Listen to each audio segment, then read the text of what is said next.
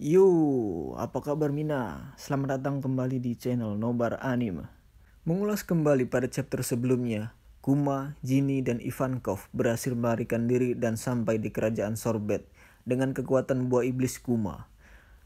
Dan pada chapter kali ini akan membahas kilas balik cerita Kuma, Jinny, dan pasukan revolusi. Jadi stay tune, tonton videonya sampai habis. Sebelum itu jangan lupa subscribe dulu ya guys. Tanpa berlama-lama mari kita lanjut. And skuy. Pada chapter kali ini diberi judul Jinny dengan disertai cover request dari Takashi. Kuma menangkap ikan salmon di sungai bersama dengan Jinny yang sudah tumbuh besar dan aduhai. Narator mengungkapkan di kerajaan Sorbet, South Blue, 8 tahun setelah insiden God Valley atau 30 tahun yang lalu. Ditunjukkan Kuma yang telah tumbuh dewasa dan berumur 17 tahun, telah menjadi pastor dan menyembuhkan para lansia di setiap hari Minggu. Namun, para lansia meminta pastor Kuma agar melakukan penyembuhan setiap hari.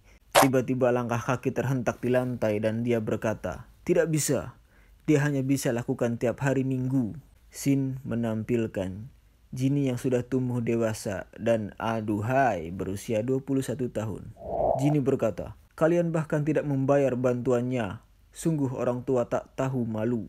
Kemudian para lansia mengejeknya. "Dia cantik, tapi mulutnya galak." Jinny berkata kembali, "Diam, ini bukan camp atau rumah sakit. Jangan ganti subjek pembicaraan." Para lansia lainnya mencari Kuma dan Jinny pun kesal. "Akhirnya jadi begini, gara-gara kau terlalu memanjakan mereka." "Kumaci," ucapnya. Kemudian para lansia bercerita bahwa mereka kesulitan untuk hidup gara-gara upeti dari kerajaan dan raja baru Bekori adalah raja berdarah dingin dan hanya menuruti perkataan naga langit. Penjara juga sangat buruk dan setiap orang yang di penjara tidak dikasih makan sampai mati. Kuma pun merespon keluhan mereka dan berkata, "Akan kusembuhkan rasa sakit dan keluhan kalian, jadi tolonglah datang tiap minggu." Kemudian para lansia pergi dan mengucapkan terima kasihnya. Di dalam gereja Kuma melihat gelembung rasa sakit yang keluar dari dalam tubuh para lansia sebelumnya dan memasukkan tangannya untuk menerima rasa sakit tersebut. Kuma berteriak keras di dalam gereja, "Wah! Ah!"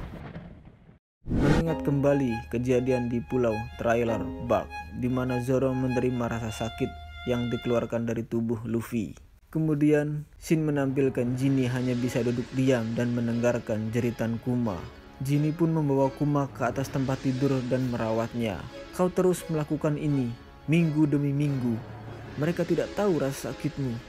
"Kumaci," ucap Jinny. Kuma menjawab, "Mau bagaimana lagi? Seseorang harus menerimanya. Pengambilan massal rasa sakit dan penderitaan agar bisa menghilangkannya.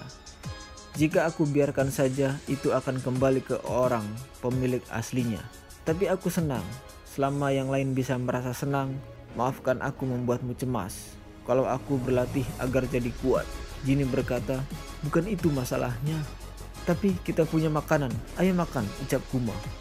"Yeay, makan," Jinny berkata. Kemudian narator berkata, 25 tahun lalu, Kuma berumur 22 tahun dan Jinny berumur 25 tahun. Di dalam kastil Jinny melamar Kuma. "Ayo, nikah," ucap Jinny. Kuma menjawab, tidak, Jinny. "Ayo nikah, kau cinta aku kan? Aku akan membuatmu bahagia." Kuma menjawab sambil teringat penderitaan orang tuanya dan takut kejadian serupa terulang kembali padanya. "Tentu saja aku senang, tapi aku hanya tak ingin membuatmu menderita," ucap Kuma. Kemudian Kuma mengalihkan pembicaraan. "Lihat ini, artikel soal para pejuang kebebasan lagi. Mereka menyebabkan demonstrasi di tiap kerajaan. Pemerintah akhirnya akan melakukan sesuatu soal mereka. Dragon, dia orang yang hebat. Dia pasti seseorang pahlawan. Suatu hari aku akan keluar ke laut dan membaktikan hidupku untuk menolong orang." Tiba-tiba ketukan suara pintu. Tok tok tok. Ada orang di dalam. Kemudian mereka berdua pun masuk. "Itu Jinny cantik. Kami menangkap banyak ikan, jadi kami ingin memberikannya pada kalian." Kuma menjawab, "Oh, terima kasih Gyo." Kemudian Jinny melemparkan keranjang kepada Kuma dan berkata, "Bodoh." Shin beralih dan narator berkata, 22 tahun yang lalu, sebuah insiden besar terjadi. Kota bawah kerajaan Sorbet. Umur Kuma 25 tahun. Ditunjukkan Kuma yang berada di tengah kota dan ingin menyelamatkan orang-orang yang diculik oleh para pasukan kerajaan. Apa kau belum dengar, Pastur? Hukum telah berubah. Kami bebas memaksa semua orang dari kota selatan, ucap salah satu pasukan kerajaan sedang menyandra salah satu warga. Kuma berteriak, kau mau memperbudak mereka?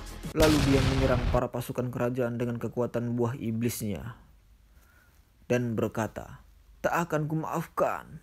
Ini penghinaan. Shin beralih kembali ke dalam kerajaan dengan Raja Bekori yang menetapkan peraturan baru. Mulai hari ini, area utara akan jadi kerajaan Sorbet. Upeti yang dibayar warga pada pemerintah dunia diputuskan atas dasar peringkat warga masing-masing. Karena itu para lansia yang hanya membayar sedikit itu menyebalkan. Kalau kita hilangkan mereka, negara kita akan makmur, ucap dari Raja Bekori. Shin memperlihatkan Kuma, Jinny, dan kawan-kawan berada di dalam penjara akibat melawan pemerintah kerajaan. Kenapa kalian juga ditangkap? Tanya Kuma. Kami mengamuk dan meminta kau untuk dibebaskan, tapi kita dihajar habis-habisan. Hehehe. Kuma berkata, Jinny, kota ini berada di ambang kehancuran yang dipenuhi dengan kebencian. Raja Bekori adalah boneka dari Tenryubito. Kebijakan yang baru diberikan padanya dari yang tertinggi. Jika kau berencana ingin memulai pemberontakan, berarti kau harus siap melawan pemerintah dunia juga, ucap Jinny. Kemudian Shin diperlihatkan kerajaan Sorbet yang tengah diserang pasukan revolusi dan menggulingkan Raja Bekori. Penduduk kerajaan Sorbet ikut gembira karena telah terbebas dari peraturan raja dan perbudakan di sana. Lalu Ivankov dan Dragon membebaskan Jinny dan Kuma, menawarkan agar bergabung dengan pasukan revolusi dan mengubah dunia. Shin menampilkan seluruh pasukan revolusi dan narator pun berkata, permulaan era bajak laut dan kejadian Ohara. Memicu petarung kebebasan ini mengangkat senjata melawan rezim korupsi dunia. Dimulai dengan banyaknya pemberontakan. Tidak perlu waktu lama dan penggerak ini untuk menambah pilar. Dragon, Ivankov, dan juga Kuma. Organisasi ini membentuk sebuah nama baru yang menyebar ke seluruh dunia, yaitu Pasukan Revolusi.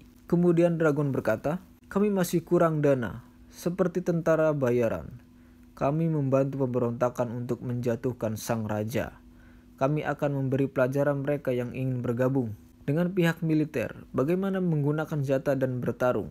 Tapi bagaimana kau bisa memakai senjata seperti itu, Dragon? Tanya Kuma. Dragon pun menjawab, aku dulu anggota angkatan laut. Sayangnya di sana aku tidak menemukan keadilan apapun.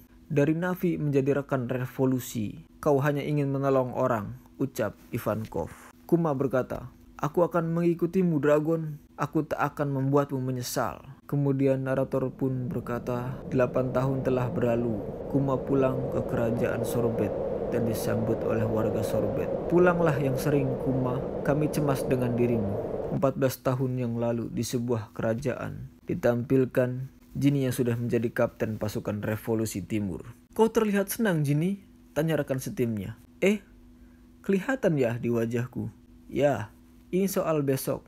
Kita akan bertemu divisi Kumachi. Kan itu sebabnya aku sangat senang. Para pasukan revolusi mengidolakan Jinny dan iri pada Kuma yang sangat disukai oleh Jinny. Shin pun berpindah di markas utama pasukan revolusi, Baltigi. Dragon Sang, Jinny ditangkap. Kami sungguh minta maaf, ada musuh yang tak terduga datang. Dan chapter diakhiri oleh laporan anggota revolusi bahwa Jinny telah ditangkap. Baik, sekian review One Piece chapter 1097. Terima kasih telah menonton. Dan mohon dukungannya untuk klik like and subscribe agar Mimin tetap semangat buat konten-konten selanjutnya. Terakhir, salam nobar anime. Enggak nobar, enggak asik.